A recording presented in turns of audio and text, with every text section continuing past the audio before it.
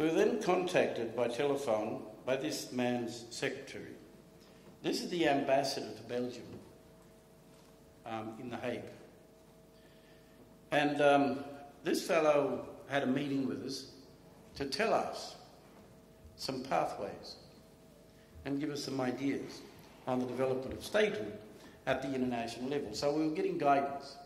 His ambassador from the United Nations in New York requested that he meet with us. Lee, we're not into questions right now. We're just going to deal with the issues. And so when we had this meeting with this man, we sat down there and he said to me, he looked at the questions, and as I was talking to him about giving him a picture of what we were attempting to do in terms of all the nation states that we have in this country and how we bring them together and get a fix on centralising a brain trust so that we can get the power back into the hands of our people in terms of governance. He then said, well, can you just I know I'm here to listen to you, but just listen to me for a moment. And so I did. And he said, I am the ambassador to The Hague for Belgium. He said, but Belgium is made up of 3 nation states.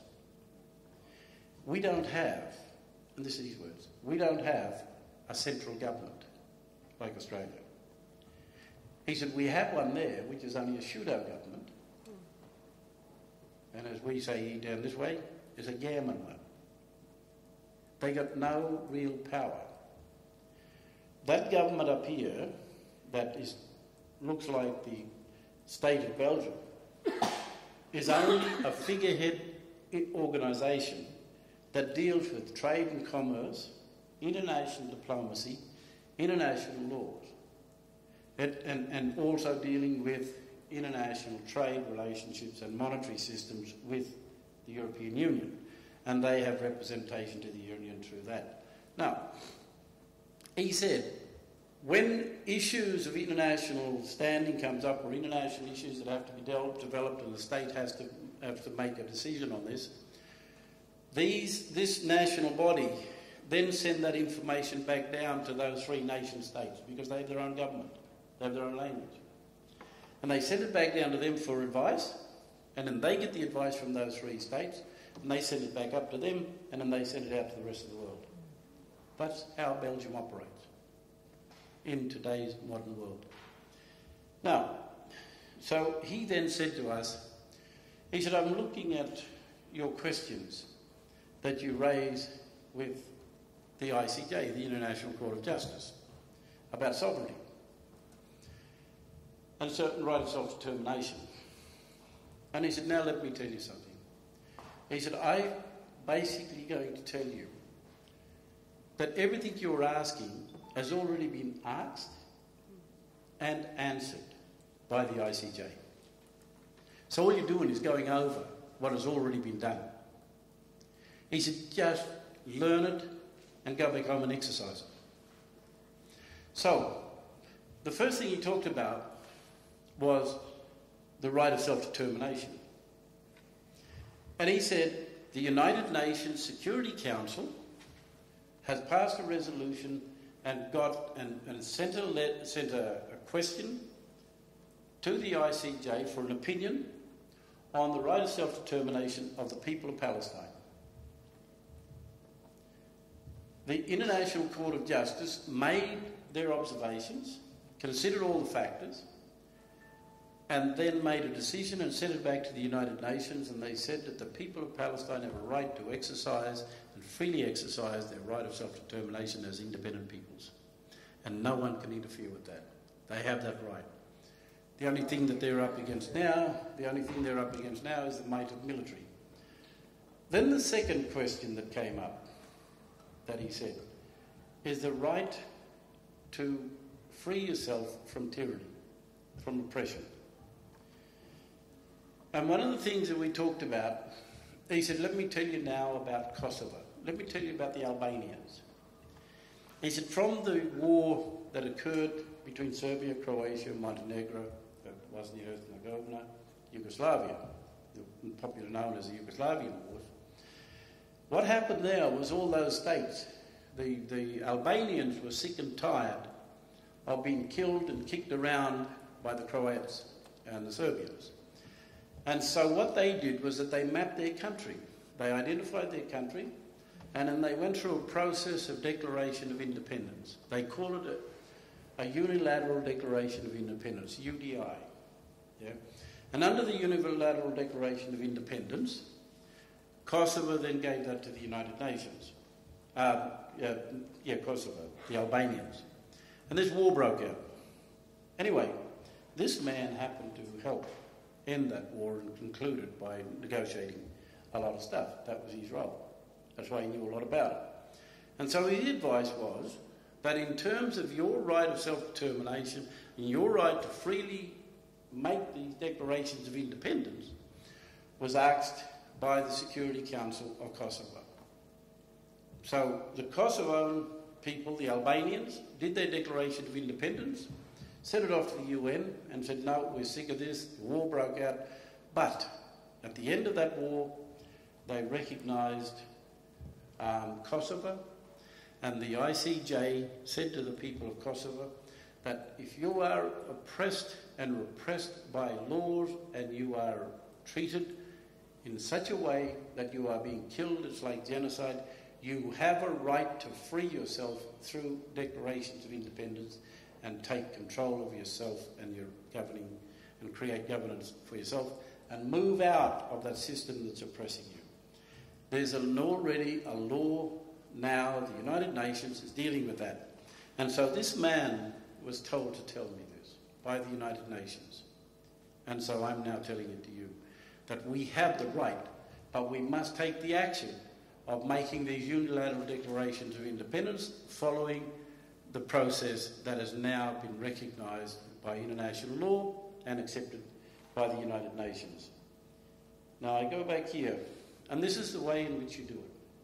After you make your declaration of independence, we then have to accede to a number of international statutes, including the United Nations.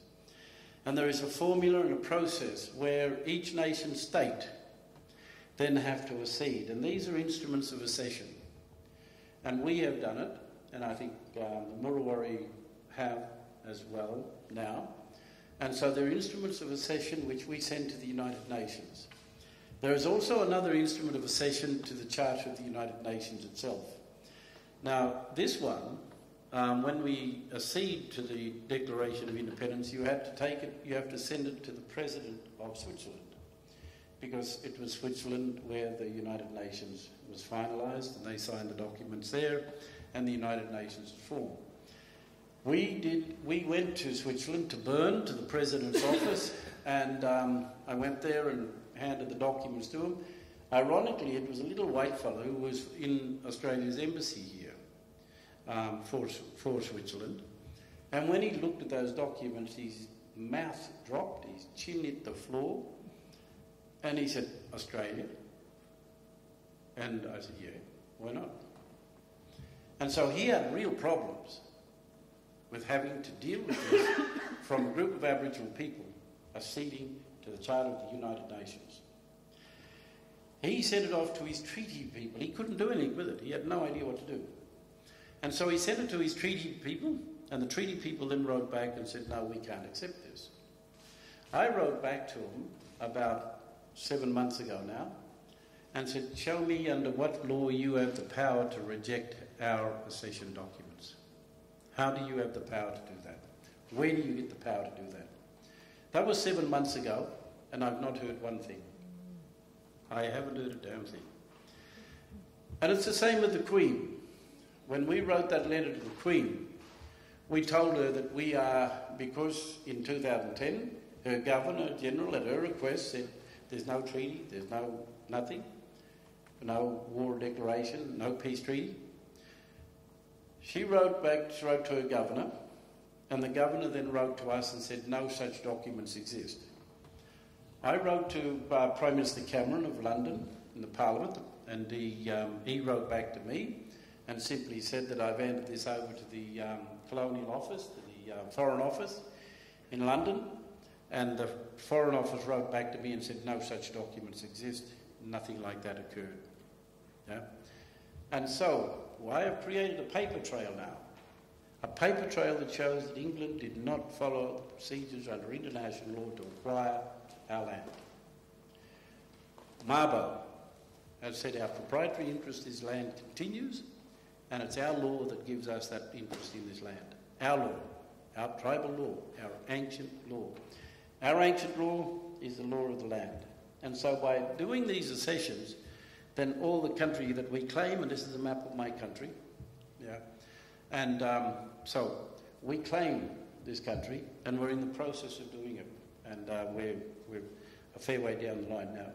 Just to go quickly, these are, when we're talking about governance, these is our Executive Council of State, just working. That's the Council of State, the elder representative there. And of course, here I'm coming out of 415 George Street, Supreme Court House in Queensland, where I just sort of said and argued a case for non-payment of rates on our country. And unfortunately, if you look at the judgment in that case, it's not a judgment. It's one of the weirdest decisions you will ever find anywhere in any law. That Justice Philippides in the Queensland Supreme Court did not make a judgment. The only thing Justice Philippides did was create confusion for the poor City Council and the local government of the Belon Shire, because you see, one of my submissions to the court was that I applied for a writ of prohibition against the execution of the decision of the lower court, the magistrates' court, to exercise and ask me to pay rates on my country. And I also froze, by way of a writ of execution in the Supreme Court, in the decision of the magistrate. So it was two. One was not to execute it, one was to freeze the decision. When Justice Philippides handed down her judgment in the Queensland Court, she never dealt with any of that. Right? And so the poor old Belon Shire Council sitting out there saying, what do we do? What can we do against these people? Can we collect rates? Can we do anything? Or what can we do? Nothing. The only thing I was told to do was pay the bill costs for the lawyers. So the Belon Shire is up in the air because they don't know what legal stand they have. Now, just on that, to conclude, Justice Philippides goes on to say something else that really, really creates problems for Australia. Justice Philippides agrees with the submission that was put by the Belon Shire Council that international law does not apply to Australia. Justice Philippides also agrees that resolutions of the General Assembly of the United Nations does not impact on Australian law. Justice Philippides also agreed with them that when Australia ratified and brought into law its association with the United Nations and the United Nations Charter, Justice Philippides agreed with them that Australia's Charter and ratification in the Parliament of the 1948 United Nations Charter only permits Australia to be governed by the resolutions of the Security Council and not by the General Assembly. And of course, this has all now been sent to the United Nations. They've been fully briefed on that, and they are fully briefed on that. They understand exactly what that is, and they know now that they have to deal with that. And we are in the driving seat here. No one else is in the driving seat. And of course, I will conclude by saying that in order to push this forward, we must understand that our law is the law of the land. And so I'll leave that, and I think it's time for Fred or pass over. But that's just bringing you up to date on where we're at and what we can do.